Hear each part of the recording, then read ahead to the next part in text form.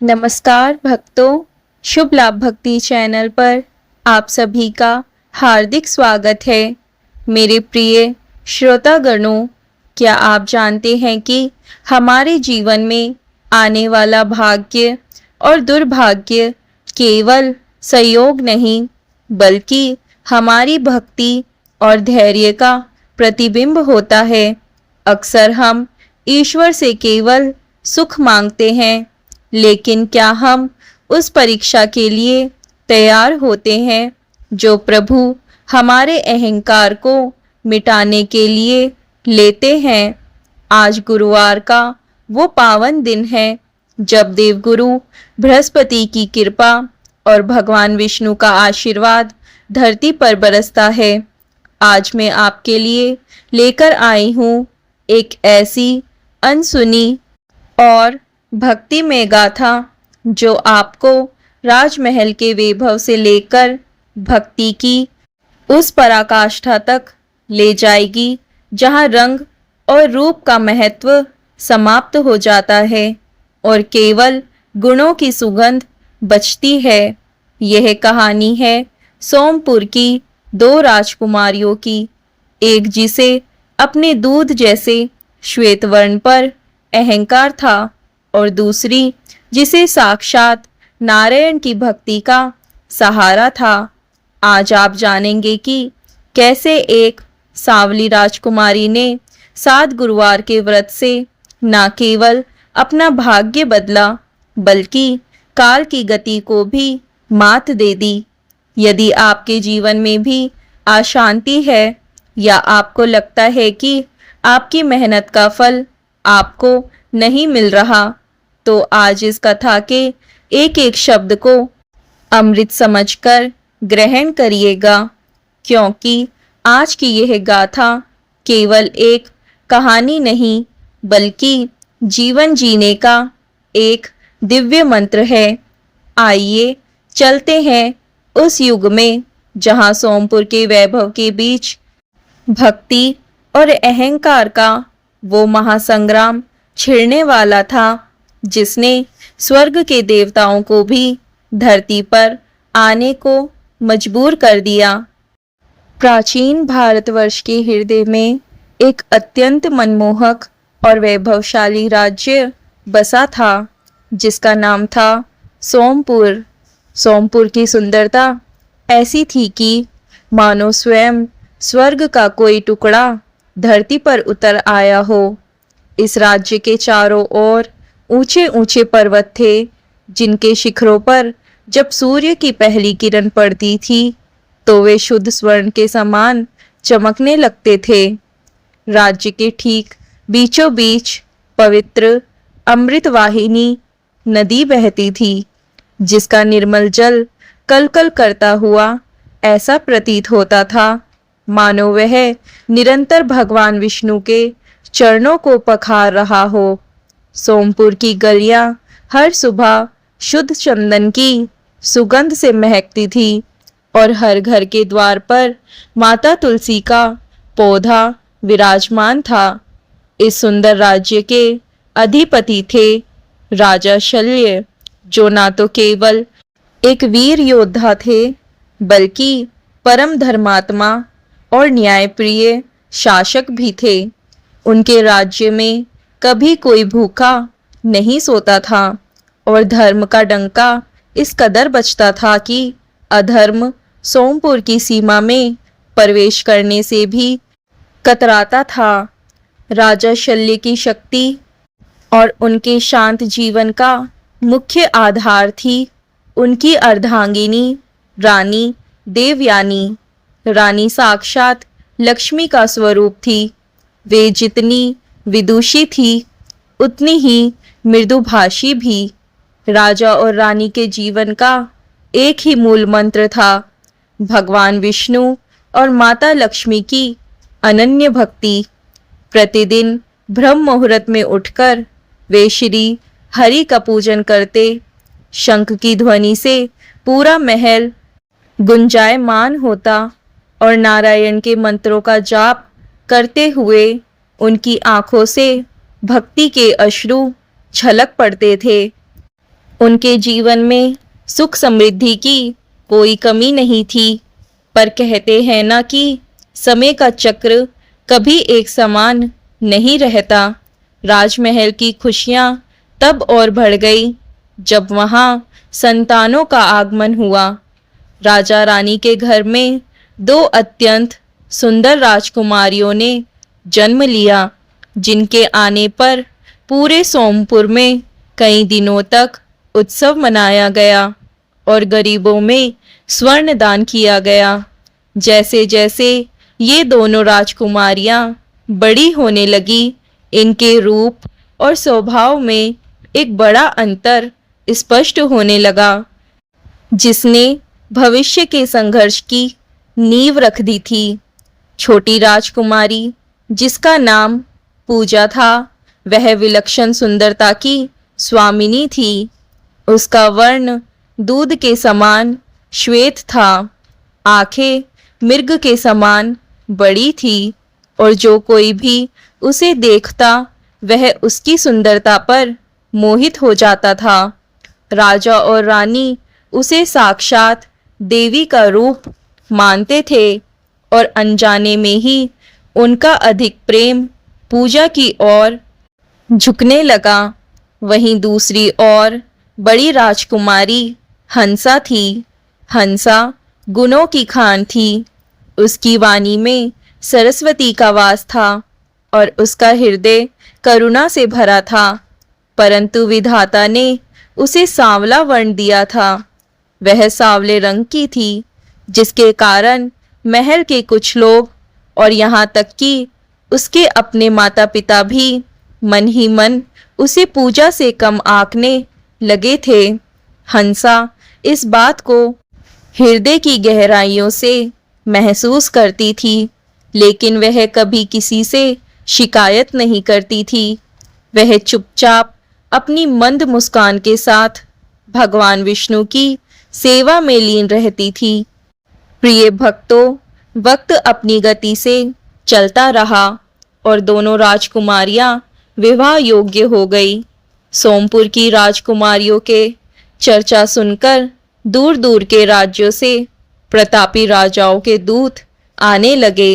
राजा शल्य चाहते थे कि दोनों पुत्रियों का विवाह एक साथ संपन्न हो, परंतु नियति की चाल देखिए। जो भी योग्य राजकुमार राजमहल में आता, वह छोटी राजकुमारी पूजा की सुंदरता को देखते ही मंत्रमुग्ध हो जाता। पूजा के लिए रिश्तों की कतार लग गई थी। हर कोई उसे अपनी रानी बनाने के लिए ललायत था, परंतु जैसे ही उसकी दृष्टि बड़ी राजकुमारी हंसा पर पड़ती, वे उसके सांवले वर्ण के कारण अपना मन बदल लेते थे। हंसा की आयु बढ़ती देख राजा शल्य का हृदय छलनी होने लगा। उन्हें इस बात की गहरी पीड़ा थी कि जिस पुत्री के गुणों की कोई सीमा नहीं है, उसे केवल उसके रंग के आधार पर ठुकराया जा रहा है। एक संध्या राजा शल्य अत्यंत व्याकुल होकर भगवान विष्णु की प्रतिमा के सामने घुटनों के बल बैठ गए और कांपते स्वर में पुकारने लगे, हे नारायण, क्या मेरी भक्ति में कोई कमी रह गई? क्या मुझसे कोई ऐसा अपराध हुआ है जिसकी सजा मेरी निर्दोष पुत्री हंसा को मिल रही है? हे माँ लक्ष्मी, आप तो ममता की सागर है, अपनी इस बेटी का दुख दूर कीजिए। राजा की वह करुण पुकार बैकुंठ तक जा पहुंची। उसी रात राजा को एक अलौकिक स्वप्न आया, जिसमें स्वयं भगवान विष्णु प्रकट हुए। प्रभु ने मुस्कुराते हुए कहा, हे राजन, धीरज रखो। हंसा का भाग्य साधारण नहीं है, वह तो धैर्य की परीक्षा दे रही है। यदि तुम अपनी पुत्रियों का कल्याण चाहते हो तो उन्हें आने वाले 7 गुरुवार तक मेरा विधि विधान से व्रत और केले के वृक्ष की पूजा करने का आदेश दो। सुबह होते ही राजा ने राजकुमारियों को बुलाया, पर यहाँ से शुरू हुआ असली द्वंद्व। जहाँ हंसा ने भक्ति का मार्ग चुना, वहीं रूप के अहंकार में डूबी पूजा ने ईश्वर के विधान को चुनौती दे दी। भक्तों, राजा शल्य को जब स्वप्न में भगवान विष्णु के दर्शन हुए और उन्होंने 7 गुरुवार के व्रत का मार्ग बताया, तो राजा के बुझते हुए मन में आशा की एक नई किरण जाग उठी। अगले दिन की पहली किरण के साथ ही राजा ने राज दरबार में अपनी दोनों पुत्रियों हंसा और पूजा को बुलाया। राजा ने अत्यंत गंभीर और भावुक स्वर में कहा, पुत्रियों, कल रात्रि साक्षात नारायण ने मुझे दर्शन देकर तुम दोनों के कल्याण का मार्ग बताया है। आने वाले गुरुवार से तुम दोनों को 7 सप्ताह तक भगवान बृहस्पति देव और लक्ष्मी नारायण का व्रत करना होगा। तुम्हें पीले वस्त्र धारण करने होंगे, केले के वृक्ष का पूजन करना होगा और सात्विक आहार ग्रहण करते हुए प्रभु की कथा सुननी होगी। मुझे विश्वास है कि इस व्रत के प्रभाव से तुम्हारे जीवन के सारे संकट दूर हो जाएंगे। अपने पिता की बात सुनकर बड़ी राजकुमारी हंसा, जो बचपन से ही श्री हरि की अनन्य भक्त थी, उसने तुरंत अपने पिता के चरणों में शीश नवाया। हंसा की आंखों में भक्ति के आंसू थे। उसने मन ही मन सोचा कि शायद प्रभु ने उसकी मौन पुकार सुन ली है। उसने पूरी निष्ठा के साथ हाथ जोड़कर कहा, पिताजी, आपकी आज्ञा मेरे लिए शिरोधार्य है। मैं केवल अपने सुख के लिए नहीं, बल्कि आपके सम्मान और प्रभु की प्रसन्नता के लिए यह व्रत अवश्य करूंगी। हंसा का हृदय उस समय अलौकिक शांति से भर गया था, मानो उसे एहसास हो गया हो कि अब उसकी नैया के खिवैया स्वयं नारायण है। परंतु दूसरी ओर छोटी राजकुमारी पूजा के मुख पर एक कुटिल मुस्कान और अहंकार का भाव उभर आए। उसने अपने पिता की ओर तिरस्कार भरी नजरों से देखा और ऊंचे स्वर में बोली, पिताजी, क्षमा कीजिएगा, पर मुझे इन पुराने और कठिन व्रतों की कोई आवश्यकता नहीं है। क्या आपको मेरी सुंदरता पर विश्वास नहीं है? मेरी दूध जैसी श्वेत त्वचा और मेरा यह मुखमंडल ही मेरी सबसे बड़ी शक्ति है। व्रत और तपस्या तो उन लोगों को करनी चाहिए जिनके पास रूप नहीं है या जिनके भाग्य में विधाता ने कमियां लिखी हैं। मैं अपनी कोमल देह को भूखा रखकर कष्ट नहीं दे सकती। हंसा दीदी का विवाह नहीं हो रहा है, इसलिए यह व्रत केवल उनके लिए है, मेरे लिए नहीं। राजा और रानी ने उसे बहुत समझाया कि अहंकार विनाश का द्वार है, पर पूजा ने अपनी जिद नहीं छोड़ी और महल के विलासितापूर्ण कक्ष में चली गई। गुरुवार का पवित्र दिन आया। हंसा ने सूर्योदय से पूर्व उठकर स्नान किया और पीले रेशमी वस्त्र धारण किए। उसने राजमहल के पिछले हिस्से में स्थित केले के वृक्ष के चारों ओर सफाई की और उसे हल्दी, चने की दाल और गुड़ अर्पित किए। हंसा ने जब भगवान विष्णु की कथा पढ़नी शुरू की तो उसकी वाणी में ऐसी मिठास थी कि महल के पक्षी भी शांत होकर उसे सुनने लगे। उसने पूरा दिन केवल एक बार जल ग्रहण किया और निरंतर ओम नमो भगवते वासुदेवाय मंत्र का जाप करती रही। वहीं दूसरी ओर पूजा ने उस दिन जानबूझकर भारी और तामसिक भोजन किया और कीमती रत्नों से सजकर दर्पण के सामने बैठकर अपनी सुंदरता को निहारती रही। वह बार बार हंसा का उपहास उड़ाते हुए कहती, देखना 7 हफ्ते बाद भी हंसा वैसी ही सांवली रहेगी और मैं वैसी ही सुंदर। लेकिन नियति ने अपनी चाल चलनी शुरू कर दी थी। पहले गुरुवार का व्रत समाप्त होते ही सोमपुर राज्य में एक बहुत बड़े संकट ने दस्तक दी।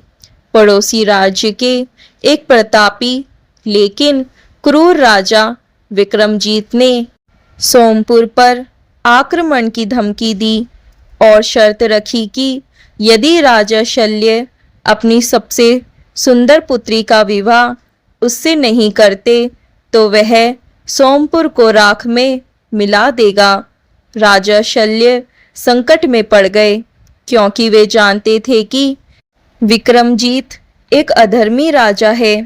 पूजा, जिसे अपनी सुंदरता पर गर्व था, वह डर के मारे कांपने लगी क्योंकि उसे पता था कि सुंदर पुत्री के नाम पर गाज उसी पर गिरेगी। लेकिन हंसा विचलित नहीं हुई। वह शांत भाव से अपने दूसरे गुरुवार के व्रत की तैयारी में जुटी रही। उसे पूरा भरोसा था कि जो प्रभु रक्षा का मार्ग बताते हैं वे संकट से भी बाहर निकालेंगे। प्रिय भक्तों, सोमपुर की सीमाओं पर क्रूर राजा विक्रमजीत की सेनाएं अपना डेरा डाल चुकी थी।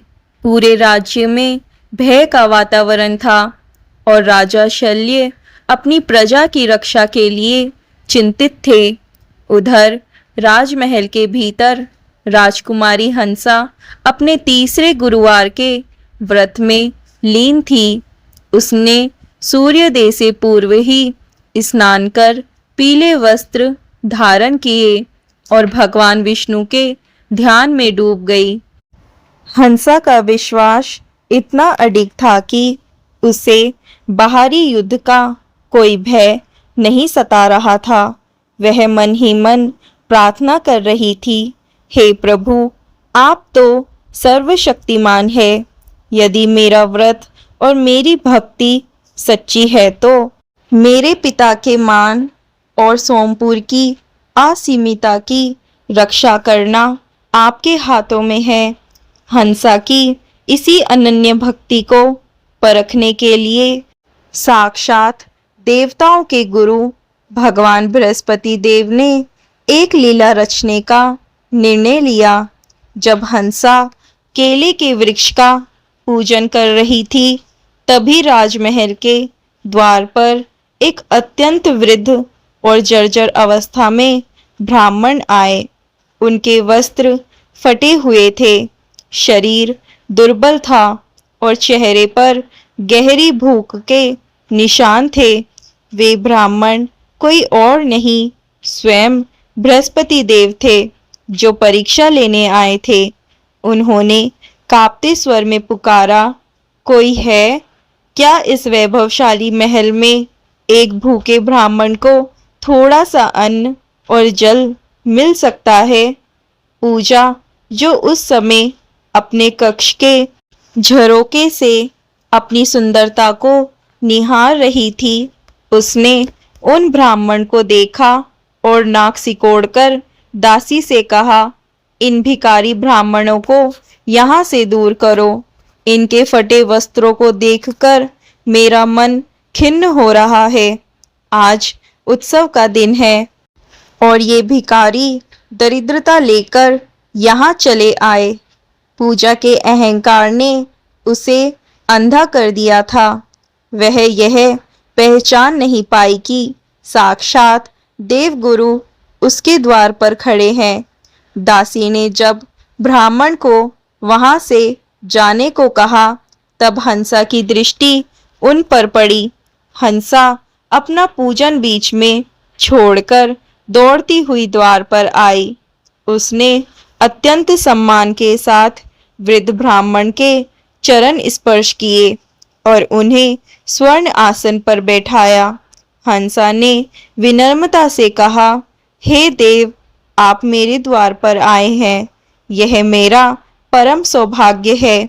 आज मेरा गुरुवार का व्रत है, इसलिए मैं आपको अन्न तो नहीं खिला सकती, लेकिन यदि आप आज्ञा दे तो मैं आपके लिए फलाहार और शीतल जल प्रस्तुत करूं।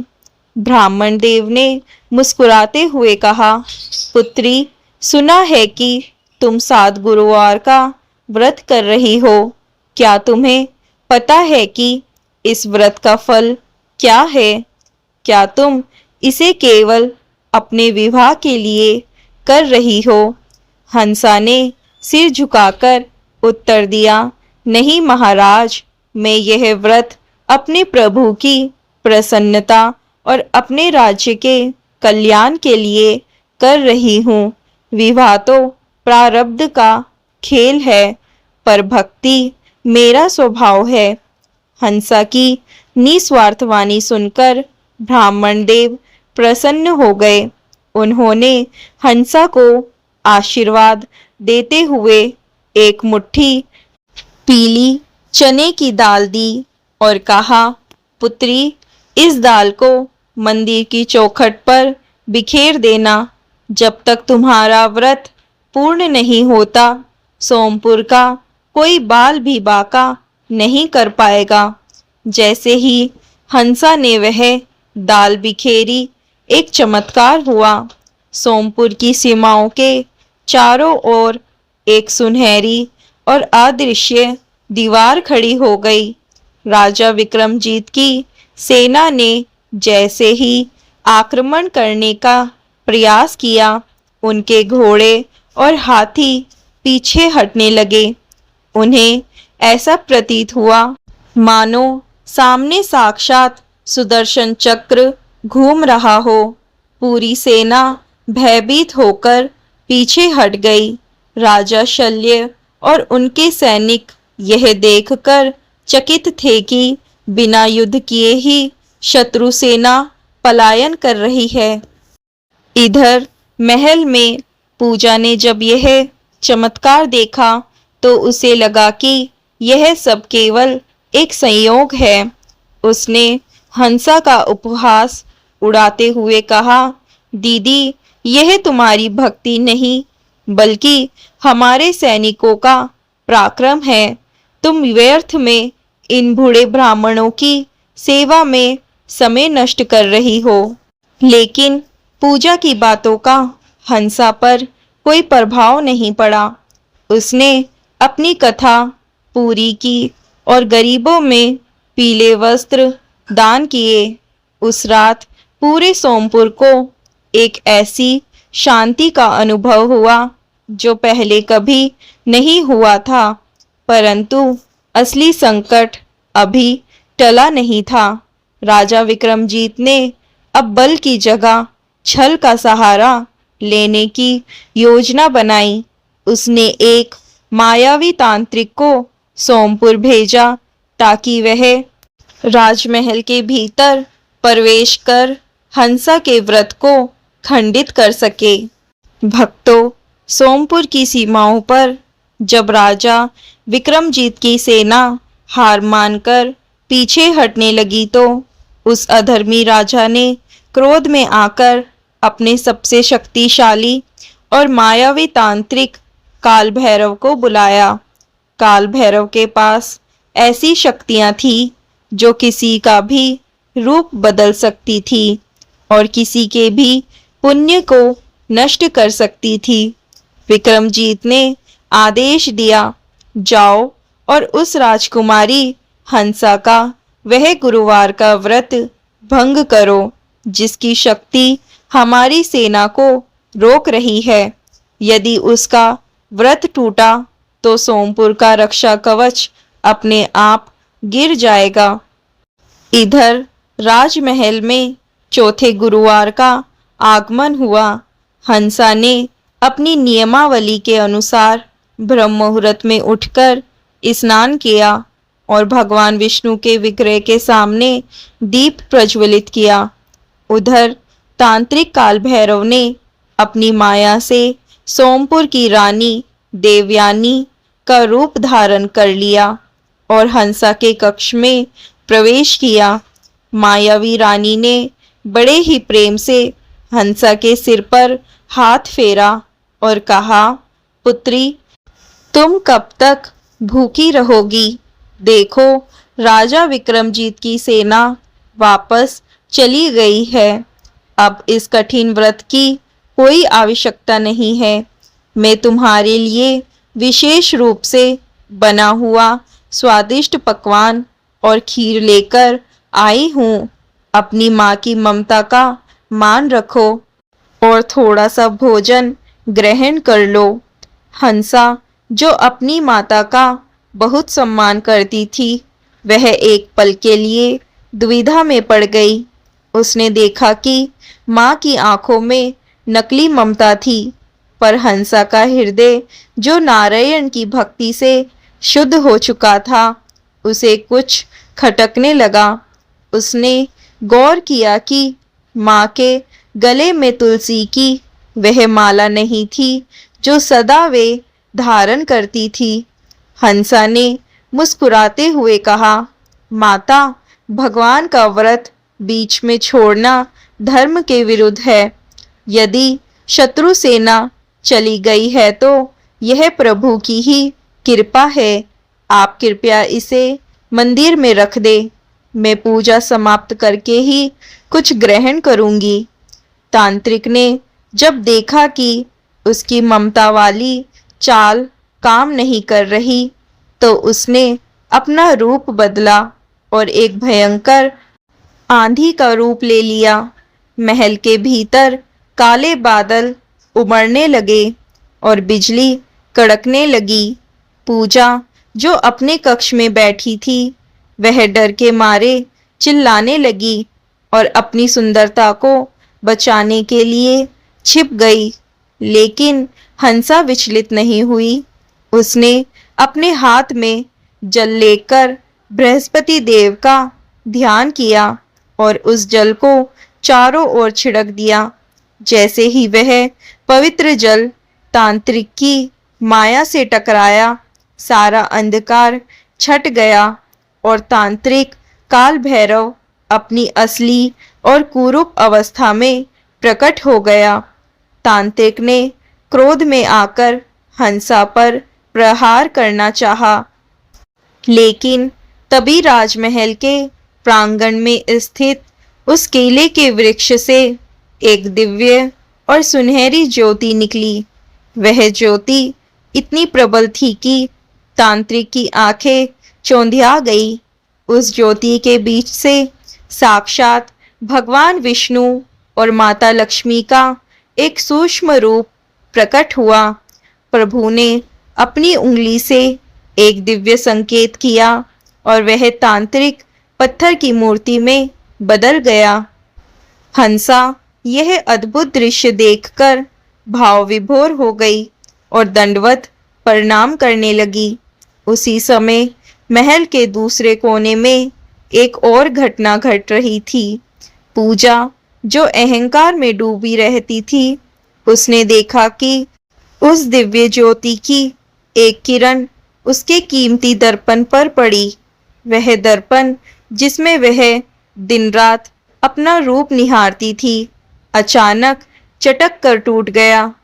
पूजा ने जैसे ही अपना चेहरा देखा, उसके माथे पर एक गहरा काला दाग उभर आया था। वह फूट फूट कर रोने लगी। यह क्या हुआ? मेरा रूप कहाँ गया? रानी देवयानी और राजा शल्य वहां पहुंचे। राजा ने गंभीर स्वर में कहा, पुत्री, यह प्रभु का दंड नहीं, बल्कि तुम्हारे अहंकार का फल है। तुमने भक्ति का उपहास उड़ाया। अब तुम्हें अपनी सुंदरता के नष्ट होने का भय सता रहा है। आधी रात का समय था। हंसा अभी भी केले के वृक्ष के नीचे ध्यान में बैठी थी। तभी उस वृक्ष से एक मधुर आकाशवाणी हुई। हंसा, तुम्हारी निष्ठा ने स्वर्ग के सिंहासन को भी हिला दिया है। तुमने न केवल अपना व्रत निभाया बल्कि सोमपुर को एक बहुत बड़े अनर्थ से बचा लिया।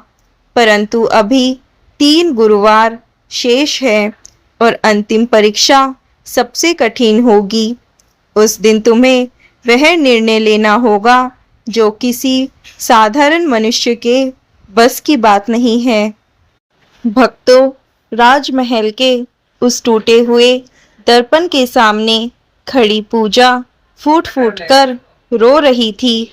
उसका वह रूप जिस पर उसे कल तक अभिमान था, अब एक काले दाग के कारण फीका पड़ चुका था। वह बार बार अपनी दासियों पर चिल्लाती और वैद्यों को बुलाने की जिद करती, पर कोई भी औषधि उस दिव्य दंड को मिटा नहीं पा रही थी। उधर राजकुमारी हंसा अपने 5वें गुरुवार के व्रत की पूर्णता की ओर थी। हंसा के मुख पर एक अलौकिक तेज था जो दिन ब दिन बढ़ता ही जा रहा था। राजा शल्य ने देखा कि हंसा का सांवला वर्ण अब सोने की तरह चमकने लगा है। तभी आधी रात के समय जब हंसा केले के वृक्ष के नीचे ध्यान में मग्न थी, तब साक्षात माता महालक्ष्मी एक अत्यंत सौम्य और तेजोमयी रूप में प्रकट हुई। माता के हाथों में कमल था और उनके चारों ओर से सुख समृद्धि की सुगंध आ रही थी। हंसा ने कांपते हुए स्वर में माता की स्तुति की। माता लक्ष्मी ने मधुर स्वर में कहा, पुत्री हंसा, तुम्हारी निस्वार्थ भक्ति ने मुझे प्रसन्न किया है। मांगो, आज तुम जो भी मांगोगी वह तुम्हें प्राप्त होगा। क्या तुम अपने लिए ब्रह्मांड का सबसे सुंदर रूप चाहती हो, या तुम चाहती हो कि सोमपुर का राज्य स्वर्ण का बन जाए? हंसा ने हाथ जोड़कर सिर झुकाकर बड़े ही विनम्र भाव से कहा, हे माँ, आपकी कृपा ही मेरे लिए सबसे बड़ा पुरस्कार है। मुझे अपने रूप की कोई चिंता नहीं है, क्योंकि मैंने अपना सर्वस्व प्रभु के चरणों में अर्पण कर दिया है। लेकिन माँ, मेरी छोटी बहन पूजा अपने सौंदर्य के नष्ट होने से अत्यंत दुखी है। वह पश्चाताप की अग्नि में जल रही है। यदि आप मुझ पर प्रसन्न हैं, तो मेरा यह रूप, मेरी यह चमक आप मेरी बहन पूजा को दे दें और उसका वह काला दाग मिटा दे। मैं सांवली रहकर भी खुश रहूंगी, बस मेरी बहन के चेहरे पर मुस्कान लौट आए। माता लक्ष्मी हंसा के इस महान त्याग को देखकर मुस्कुराई। उन्होंने कहा, पुत्री, धन और रूप मांगना सरल है, पर दूसरों के लिए अपने गुणों का दान करना महापुरुषों का काम है। तुम्हारी यह उदारता ही तुम्हें महालक्ष्मी का प्रिय पात्र बनाती है। जाओ, तुम्हारी इच्छा पूर्ण होंगी। पर याद रखना, आने वाला अंतिम गुरुवार तुम्हारे जीवन की सबसे बड़ी परीक्षा लेकर आएगा। माता लक्ष्मी यह कहकर अंतर्ध्यान हो गई और अगले ही पल पूजा के कमरे से एक चीख सुनाई दी। पूजा ने जैसे ही दर्पण में देखा, उसका वह काला दाग गायब हो चुका था और उसका रूप पहले से भी कहीं अधिक दिव्य और तेजोमयी हो गया था। उसे तुरंत एहसास हुआ कि यह उसके अपने प्रयासों से नहीं, बल्कि उसकी बहन हंसा के पुण्य का फल है। पूजा दौड़ती हुई हंसा के पास आई और उसके पैरों में गिर पड़ी। उसने रोते हुए कहा, दीदी मुझे क्षमा कर दो। मैंने सदा तुम्हारा अपमान किया, तुम्हारे सांवले रंग का उपहास उड़ाया, पर आज तुमने मेरे लिए अपना सब कुछ दांव पर लगा दिया। मैं कितनी मूर्ख थी कि जो बाहरी सुंदरता को ही सत्य मान बैठी थी। हंसा ने अपनी बहन को हृदय से लगा लिया। सोमपुर का राजमहल आज खुशियों से भरा था, पर राजा शल्य के मन में माता लक्ष्मी की वह चेतावनी गूंज रही थी। अंतिम गुरुवार सबसे कठिन होगा। छठा और अंतिम गुरुवार आने वाला था। तभी राज्य में एक समाचार फैला कि भगवान विष्णु का परम भक्त और एक महान तेजस्वी राजकुमार जो 7 राज्यों का अधिपति है, सोमपुर आ रहा है। वह किसी राजकुमारी से विवाह करने नहीं, बल्कि उस कन्या को खोजने आया है जिसने बृहस्पति देव को साक्षात प्रसन्न किया है। परंतु भक्तों, यहाँ एक नई उलझन खड़ी हो गई। वह राजकुमार केवल उसी कन्या से विवाह का संकल्प लेकर आया था जो अंतिम गुरुवार की कथा को बीच में छोड़कर एक मरते हुए जीव की रक्षा के लिए उठेगी। यह एक ऐसी परीक्षा थी कि जहां व्रत की मर्यादा और जीव दया के बीच एक द्वंद्व होने वाला था। भक्तों, सोमपुर का राजमहल आज दीपों से जगमगा रहा था। 7वें और अंतिम गुरुवार का दिन आ चुका था। पूरे राज्य में चर्चा थी कि दूर देश के अत्यंत प्रतापी और विष्णु भक्त राजकुमार आदित्य सोमपुर पधार रहे हैं। राजकुमार आदित्य न केवल अपार वैभव के स्वामी थे, बल्कि उनके चेहरे पर साक्षात सूर्य का तेज और हृदय में नारायण की भक्ति बसती थी। उन्होंने प्रतिज्ञा की थी कि वे उसी कन्या का वरण करेंगे जिसमें रूप से अधिक गुणों का वास हो और जो संकट के समय धर्म की मर्यादा को जीवित रखे। उधर हंसा ने अंतिम गुरुवार की पूजा आरंभ की। उसने पीले पुष्पों से नारायण का श्रृंगार किया और केले के वृक्ष की 7 परिक्रमाएं की। जब वह मंदिर में बैठकर अंतिम अध्याय की कथा पढ़ रही थी, तभी अचानक मंदिर के बाहर से एक अत्यंत करुण और हृदय विदारक चीख सुनाई दी। हंसा ने देखा कि एक छोटी सी चिड़िया जिसे बाज ने घायल कर दिया था, लहूलुहान होकर तड़प रही थी। वह प्यास और दर्द से दम तोड़ रही थी। हंसा के सामने एक बड़ा धर्म संकट खड़ा हो गया। शास्त्रों के अनुसार कथा के बीच में उठना व्रत को अधूरा छोड़ने के समान माना जाता था, लेकिन दूसरी ओर एक निर्दोष जीव के प्राण जा रहे थे। हंसा ने एक क्षण के लिए अपनी आंखें बंद की और उसे भगवान विष्णु के दयालु स्वरूप का स्मरण हुआ।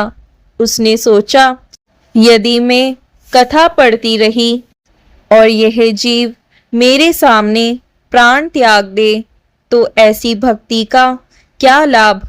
नारायण तो हर जीव के हृदय में बसते हैं। हंसा ने तुरंत कथा की पुस्तक रखी और उठकर उस घायल पक्षी को अपने हाथों में उठा लिया।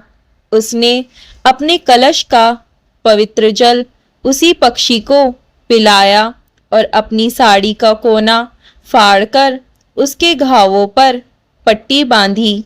जैसे ही हंसा ने उस पक्षी की सेवा पूर्ण की, वहां राजकुमार आदित्य अपने मंत्रियों के साथ पहुंच गए।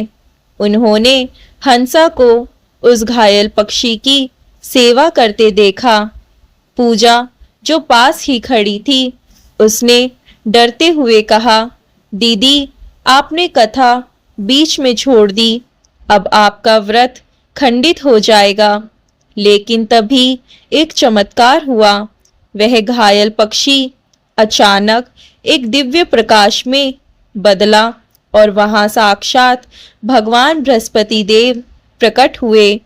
उन्होंने कहा, पुत्री हंसा, आज तुम्हारी अंतिम परीक्षा थी।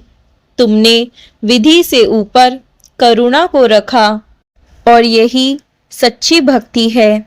तुम्हारा व्रत खंडित नहीं बल्कि आज संपूर्ण हुआ है। उसी क्षण माता लक्ष्मी और भगवान नारायण के आशीर्वाद से हंसा का स्वरूप इतना दिव्य और स्वर्णमयी हो गया कि उसकी चमक के सामने राजमहल के हीरे मोती भी फीके पड़ गए। राजकुमार आदित्य ने हंसा के चरणों में अपना शीश नवाया और कहा, हे देवी, मैंने आपके रूप की नहीं, आपके गुणों की प्रतीक्षा की थी। आप ही इस संसार की सबसे सुंदर आत्मा है। राजा शल्य और रानी देवयानी की आंखों में खुशी के आंसू थे।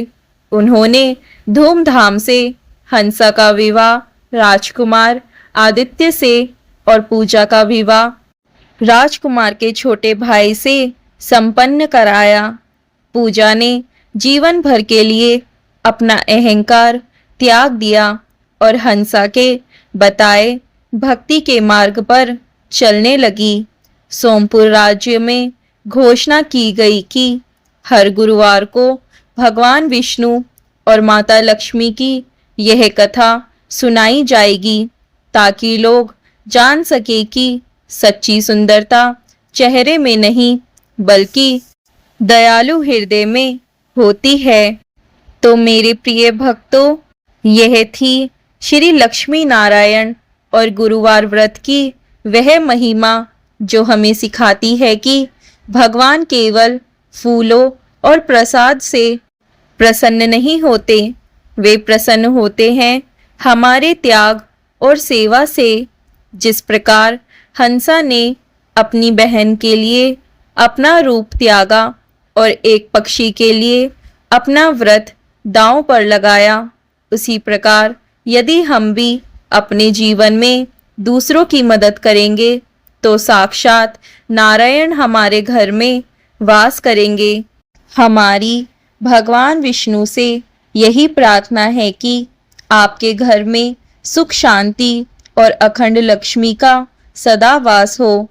अगर आपको आज की यह दिव्य महागाथा पसंद आई हो तो इस वीडियो को लाइक करें और कमेंट बॉक्स में अपनी श्रद्धा के साथ जय श्री हरि या जय माँ लक्ष्मी जरूर लिखें। ऐसी ही और भी दुर्लभ और प्रेरणादायक कथाओं से जुड़े रहने के लिए हमारे चैनल को सब्सक्राइब करना ना भूलें, ताकि प्रभु की महिमा सबसे पहले आप तक पहुँचे।